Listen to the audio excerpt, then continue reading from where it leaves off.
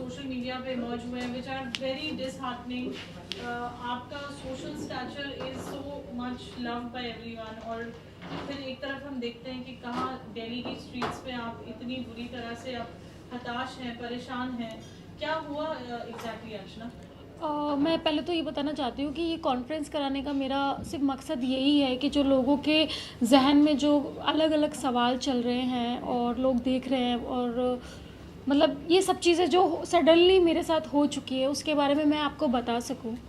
तो क्या था कि मैं गई हुई थी आगरा अपने गार्नियर शूट के लिए, तो मैंने सोचा चलो दिल्ली भी रुकती हूँ। तो मैं दिल्ली रुकी तो सडनली मेरा ख्याल आया कि मैं 1 साल से ना अपने कांग्रेस कार्यालय में नहीं गई और मुझे जाना चाहिए, क्योंकि अभी जो महिलाओं का 33% बिल पास हुआ है आरक्षण का, उसके लिए मैं कॉन्ग्रेचुलेशंस भी कर दूंगी, और जो अपना खरके जी हैं उनको कॉन्ग्रेचुलेशन कर दूंगी क्योंकि वो राष्ट्रीय अध्यक्ष बने हैं। तो मैं अपने बुके लेके गई हूँ, मेरे हाथ मेरे ड्राइवर के पास बुके था, मेरे पापा थे, मैं थी, और एक और मतलब पापा के साथ कोई आए हुए थे, वो लोग थे। तो मैं जस्ट गेट पे पहुंची और तभी उन लोगों ने गेट लॉक कर दिया। मैंने बोला कि मुझे जाना है अंदर, मैं कॉन्ग्रेचुलेशन बोलने आई हूँ। और ऑलरेडी मैंने ये कि मैं ऑफिस में जा रही हूँ, इस चीज़ की इन्फॉर्मेशन ऑलरेडी मैंने पार्टी के कुछ लोगों को दे रखी थी। तो जैसे ही मैं वहाँ पे पहुँची उन लोगों ने गेट बंद कर दिया और बोला आपकी एंट्री बंद है। तो मैंने कहा मेरी एंट्री क्यों बंद है, मुझे तो जस्ट कॉन्ग्रेचुलेशंस करना था। तो कहते नहीं ऊपर से आदेश आया आपको अंदर नहीं जाने दिया जाएगा। तो मैं जस्ट फ़ोन करने लगी कि क्यों बंद है। सडनली वहाँ से कुछ औरतें यानी कांग्रेस कमेटी की औरतें आई हुई थी, मैं उनको जानती हूँ, मैं नाम नहीं लेना चाहती, बहुत सारी औरतें आई। एक तरीका होता है, आप मुझे बोलो कि अर्चना जी आप नहीं अंदर जा सकती, अभी आपकी एंट्री मना है, मैं सीधा वहाँ से निकल जाती। मेरे साथ चढ़ने लग गई। मतलब मैंने लाइफ में कभी नहीं सोचा था ये सब चीज़ें होंगी। मतलब आप मुझे बोलने का मौका ही नहीं दे रहे हो, आप खुद चढ़ रहे हो, पता नहीं क्या क्या चीज़ें बोल रहे हो। और मैं जा रही हूँ, मैं गाड़ी में बैठ रही हूँ, गाड़ी का दरवाज़ा बंद कर दिया जाता है, मुझे बैठने नहीं दिया जाता है, मुझे रोड पे आप इधर से उधर कर दिया जाता है। और मुझे पता है थोड़ा सा डिसअपॉइंटेड है कि जो जनता थी वहाँ पे जो जा रहे थे, मैंने आपको पता है मैंने अपनी जान बचाने के लिए मैंने उन लोगों से भीख मांगी कि प्लीज़ गाड़ी खोल दीजिए, मुझे एक बार मेरी जान बचा लीजिए, मेरे पापा की जान बचा दीजिए। वो लोग चारों तरफ से घेर के रखे हुए थे। और अब जैसे कि वीडियो में देखा, ये तो कुछ भी नहीं है, मतलब ये वीडियो तो सच में कुछ भी नहीं है। जो हमारे साथ जो रियलिटी में हुआ है ना वो अलग है। एक होटल में मैं जा रही थी, जस्ट सामने, वहाँ पे उन लोगों ने दरवाज़ा बंद कर दिया, किसी ने गाड़ी नहीं खोली। मैं किस तरह से उन लोगों ने जानलेवा हमला किया गया। तो मतलब मुझे एक तरह से लगता है कि यार क्या है ये, क्यों ऐसा।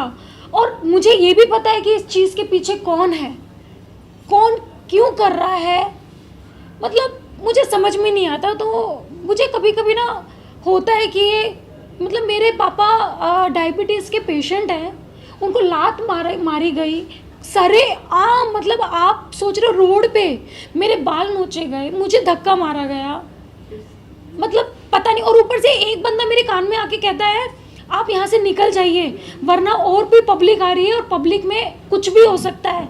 मतलब क्या आप पब्लिक में मुझे मार देंगे और फिर कोई केस ही नहीं होगा क्योंकि पब्लिक ने मारा है? क्या है ये सब जो मुझे समझ में नहीं आता। लेकिन क्या अर्चना आपने इस सब के बाद कुछ एक्शन लेने की कोशिश की थी? जब इतना सब हो गया है और पब्लिक इस चीज में लगा है और ये वीडियोस भी वायरल हो चुकी है, जी आपने क्या एक्शन लिया? मैं तुलकल रोड पे मैं गई थी, तुगलक रोड पे मैं गई थी और वहाँ पे मैंने कंप्लेंट कराने की भी कोशिश की, बट उन्होंने बोला मुझे कि अगर आप एफआईआर करते हो तो आपको यहाँ पे रहना पड़ेगा 3 दिन, मतलब जो भी आते रहना पड़ेगा। तो मुझे नहीं लगा कि मैं सेफ़ हूँ दिल्ली में, तो मैंने कोई कंप्लेंट नहीं की। मैंने जस्ट एक ताहीर दी है, जस्ट रैंडमली, कि कल को मेरे साथ कुछ होता है अनहोनी तो इसके पीछे संदीप का हाथ होगा, क्योंकि मुझे 110% यकीन है कि ये जो भी कुछ किया है संदीप सिंह ने किया। एक्चुअली संदीप सिंह का पूरा नाम है ठाकुर संदीप सिंह, तो उसको मेरे से प्रॉब्लम है हमेशा से, बट उसको मेरे से प्रॉब्लम नहीं है। एक्चुअली उसको मेरी कास्ट से प्रॉब्लम है, उसको मेरी जाति से, मेरे समाज से प्रॉब्लम है। तो इस वजह से वो स्टार्टिंग से लेके अब तक मेरे साथ ये सब चीज़ें करता आया है। रायपुर में भी उसने बदतमीजी अभद्रता का प्रयोग किया है मेरे साथ, बट फिर भी कोई सबूत नहीं था क्योंकि उसने सारे सीसीटीवी फुटेज डिलीट कर दिया था, क्योंकि वहाँ पे छत्तीसगढ़ में सरकार उसकी थी, तो इस वजह से तो हमको कुछ मिला नहीं। बट अभी तो सरेआम रोड पे ये सब चीज़ें हो रही थी और किसी ने मदद नहीं की। मतलब वहाँ पे मीडिया थी, लोग थे, उनको थोड़ी सी भी दया नहीं आई कि मतलब एक लड़की को आप ऐसा मार रहे हो, उसके पापा को ऐसे मार रहे हो। मतलब एक होती है इंसानियत। यहाँ तक कि मैं आपको एक चीज़ दिखाती हूँ, मेरा ड्राइवर था, भैया थे, उसका सर फोड़ दिया गया, उसके सर से ब्लड निकल रहा है, इतना मारा गया। एक इंसानियत तो होती है, आप मेरे लोगों को मार रहे हो। मैं आपको पता है, मैं कोई भी बाउंसर्स वगैरह लेके नहीं गई, क्योंकि मेरी तो खुद की पार्टी है। तो मुझे ऐसा लगता है कि संदीप जैसे लोग ही पार्टी को खराब करते हैं। हमारे जो वरिष्ठ नेता राहुल गांधी जी, प्रियंका गांधी जी और अपना खरगे जी, ये लोग मेहनत करते हैं और भी वरिष्ठ नेता मेहनत करते हैं, बट ये लोग उनकी मेहनत को पानी में फेर देते हैं। आप देखो मेरे ड्राइवर का क्या हाल हुआ है। मैं जस्ट आपको एक छोटा सा फोटो दिखाना चाहूँगी। मैंने तब भी कुछ नहीं कहा, मैंने कहा मुझे अपनी जान बचानी है। ये आप देख रहे हैं, ये उसका सर फूटा गया है ऑन रोड, और ये सब चीज़ें कैमरे में कैप्चर हुई है। तो आप इस हद तक जाओगे, इतना जानलेवा हमला कराओगे। कल को मेरे चेहरे पे एसिड भी डाल सकते हो, क्योंकि आपको पता है कि मेरा करियर जा रहा है ऊपर, मैं कर रही हूँ। आप मुझे मरवा सकते थे पब्लिक में, कौन जिम्मेदार होता। तो मुझे कभी कभी मतलब ऐसा लगता है कि क्यों ये सब चीज़ें मेरे साथ कर रहा है वो इंसान, क्यों। अर्चना, इससे पहले भी जब आपके साथ फरवरी में जो इंसिडेंट हुआ था संदीप को लेकर, आपको प्रियंका गांधी से वो मिलने नहीं दिए थे, और उस वक्त भी आपने एफआईआर फाइल करने की कोशिश की थी कास्टिज्म के एज पर, लेकिन वो हुआ था राइट, आप एफआईआर, बट तब एक्शन क्यों नहीं लिया गया था? एक्चुअली वो एफआईआर मेरे पापा ने की थी, क्योंकि सीरियसली मेरे पास टाइम नहीं था, क्योंकि मैं केप टाउन में अपना शो के लिए गई थी, मेरे पास टाइम नहीं था कि मैं उस डेट पे जा सकूं। तो वो मेरे पापा ने की थी, क्योंकि मैं ना इन सब चीज़ों से ना मैं दूर रहना चाहती हूँ। मैं मतलब एक सिंपल सी लड़की हूँ और ठीक है अपना करियर बना रही हूँ, भगवान की दुआ से मेरा करियर अच्छा चल रहा है, बट वो मेरे पापा ने किया। और उस चीज़ पे भी इसने क्या किया, संदीप सिंह ने, जो यूपी में केस था उसको ट्रांसफ़र करवा के छत्तीसगढ़ कर दिया गया। और छत्तीसगढ़ में मैं नहीं जा सकती ना, मैं अपने पापा को भेज सकती, क्योंकि मुझे लगता है कि वो सेफ़ नहीं है। बात ये नहीं है कि वहाँ की गवर्नमेंट ऐसी है, क्योंकि प्रॉब्लम क्या है, ये संदीप सिंह बीच में है। क्योंकि आज तक मैं खुद बोलना चाहती हूँ कि जो ये कांग्रेस पार्टी है, इसमें मेहनती लोग बहुत हैं, बट प्रॉब्लम क्या है कि अभी ये जो कांग्रेस पार्टी है ना, ये कांग्रेस पार्टी रही नहीं है, ये संदीप सिंह की पार्टी बन चुकी है, क्योंकि हर लोग उससे जुड़े हुए हैं और उसी के इशारों पे काम किया जाता है। तो ये गलत है और इससे इतने लोग खफा हैं, इतने लोग प्रॉब्लम है। मैं बस एक निवेदन यही करना चाहती हूँ प्रियंका गांधी जी से, राहुल गांधी जी से और हमारे राष्ट्रीय अध्यक्ष जी जो हैं, उनसे मैं ये करना चाहती हूँ कि एक बार, क्योंकि आप लोग मेहनत करते हो, मैंने देखा राहुल गांधी जी की मेहनत, वो कितना मेहनत करते हैं, आप लोग इतनी मेहनत करते हो, बट ऐसे लोग आपको नीचे गिरा देते हैं, आपकी पार्टी को नीचे गिरा देते हैं। आपको पता है ये सब चीज़ें हो रही थी, मैं वहाँ पे बोल रही थी कि प्लीज़ मत करो, हमारी पार्टी की बदनामी होगी। लोग आप मेरे पे सवाल नहीं उठाएंगे, क्योंकि लोगों ने सामने साफ साफ चीज़ें देखी हैं कि भाई ये उसके साथ गलत हुआ है, लोग मेरी पार्टी पे आवाज़ उठाएंगे।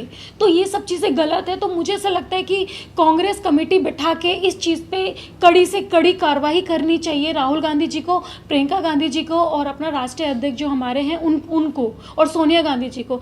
सीरियसली ये बहुत ही ज़्यादा सीरियस मामला है। आज मेरे साथ हुआ है, कल को किसी के साथ भी हो सकता है, जबकि मैं, आपको पता है मेरा देश में नाम है, काफ़ी लोग मुझे जानते हैं, देश में इतने लोग मुझे जानते हैं।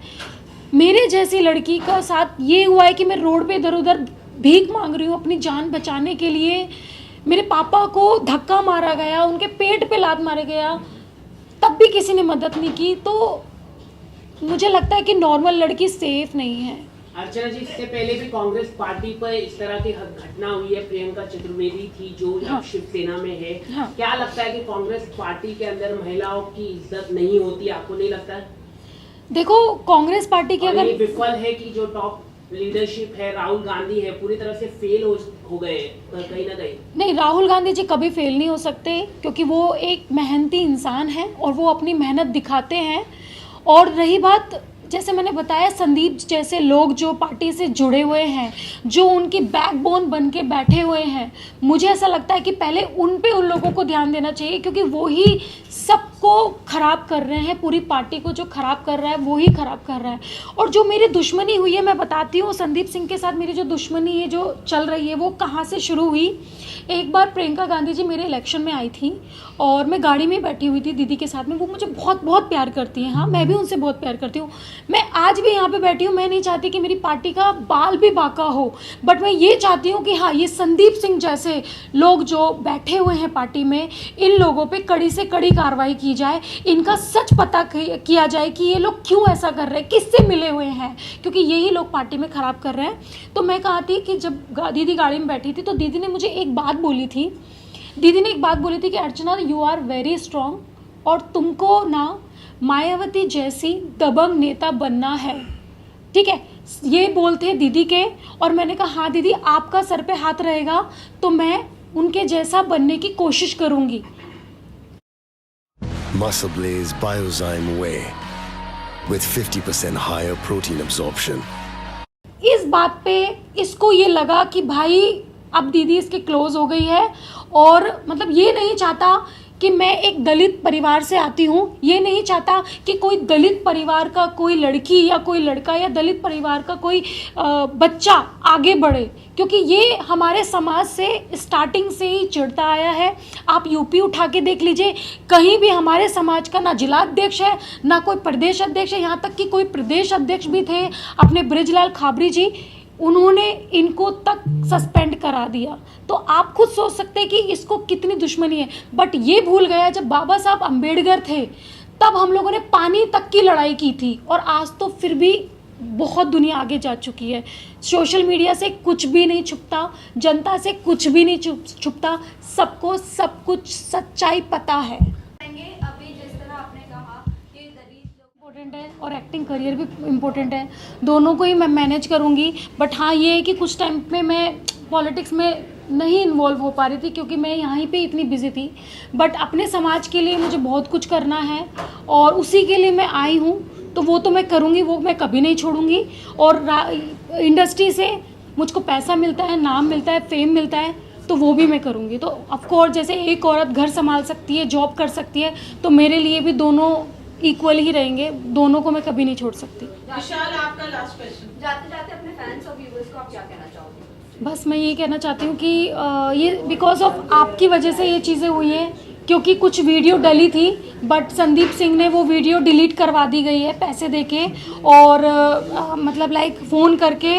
बट मेरे फैंस लोगों ने उसको इतना स्प्रेड कर दिया, इतना फैला दिया कि वो चीज़ें अभी आगे बढ़ रही हैं।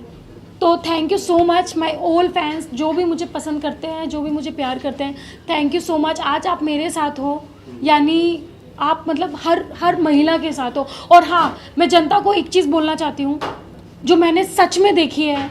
अगर कोई लड़की आपके पास आती है मदद मांगने, चाहे वो उज्जैन की 12 साल की लड़की क्यों ना हो, जैसे आपने देखा होगा अभी कांड हुआ है एक, उसमें वो लड़की भी मदद मांग रही थी, मेरे जैसी मदद मांग रही थी। बट मेरे साथ मेरे पापा थे, तो उन्होंने अपने ऊपर सब कुछ ले लिया और खुद मार खाई, और मतलब मुझे मतलब उन्होंने एक टच तक नहीं करने दिया। तो मैं चाहती हूँ कि आप में से ही किसी ना किसी की बहन होगी, आप में से ही किसी ना किसी की बेटी होगी, तो प्लीज़ अगर कोई आपकी लाइफ में कोई मदद मांगने आ रहा है तो प्लीज़ उसकी मदद करें। जनता ही होती है आगे बढ़ाने के लिए, तो प्लीज़ ये ना सोचे कि आपको कुछ होगा, क्योंकि मेरे साथ मेरे पापा थे तो मैं बच गई। अगर किसी के साथ कोई नहीं है तो वो बच नहीं सकती, तो प्लीज़ महिलाओं की मदद करें। आंटी, आपसे जानना चाहेंगे, आंटी जब अर्चना पे ये हमला हुआ और अंकल पे हमला हुआ था, तो आपको जब पता चला तो यहाँ पर आपका क्या रिएक्शन था, क्या हालत हुई थी?